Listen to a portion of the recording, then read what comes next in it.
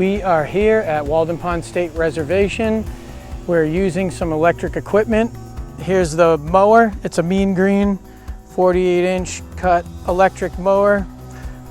We were using the Oregon 120 volt weed whacker and backpack leaf blower as well.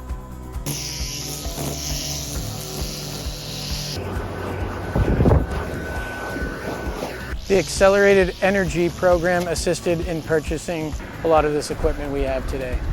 Some of the advantages of using the electric powered equipment is that, well, this mower has a 7-hour run time. So a lot of people are worried about run time for electric equipment, but technology is getting better.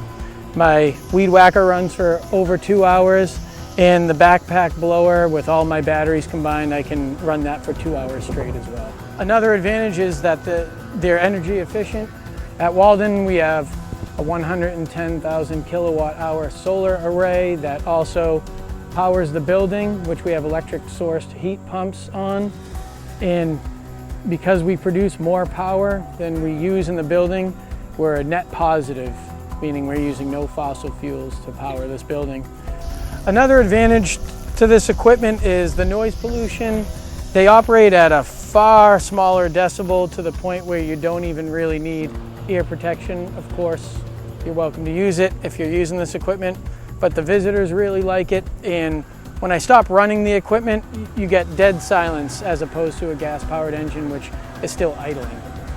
The goal at Walden is to be able to do all the regular landscaping and maintenance with electric equipment. At this point, we have all the grass cutting, weed whacking, and leaf blowing for regular maintenance down.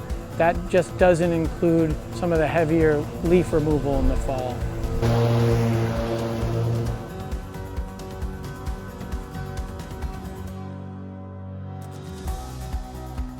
Greetings, my name is Donald Petty, and I am a MassDOT Highway Program Manager working on EV station development. When you think of MassDOT Highway, you think of transportation. When you think of transportation, you probably think of highways with bumper-to-bumper traffic filled with ICE vehicles spewing carbon into our atmosphere. As a transportation agency, MassDOT Highway is well aware that our sector is a large contributor of greenhouse gas emissions. We have a responsibility to reduce emissions through congestion mitigation, adding bicycle and pedestrian accommodations, and providing access to multimodal forms of transportation in our designs and construction projects. MassDOT Highway started adding low-emission plug-ins to our complement of sedans around 2010. A few dozen Chevy Volts and Ford C-Maxes were added at Boston and District headquarters. That fleet was supported by about a dozen Level 2 charging stations.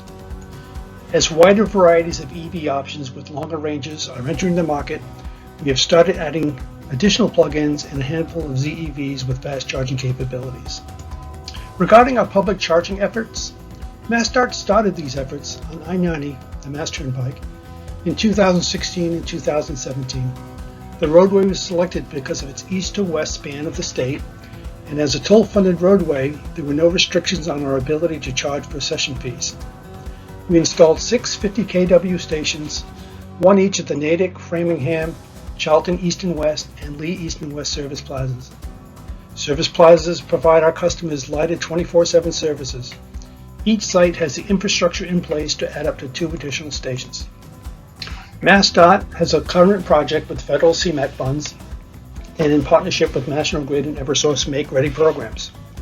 This will see MassDOT install DCFC and Level 2 stations at various service plazas and park and rides statewide. 3 sites have been completed to date: our Whately Park and Ride and Route 24 service plazas in Bridgewater. In the next several weeks, we expect additional stations to come online at our Harwich, New Bedford, Bourne, and Greenfield park and rides. MassDOT and Federal Highway recognize the importance of increasing EV adoption. We anticipate significant funding in the near future to continue our efforts in developing EV infrastructure. Thank you.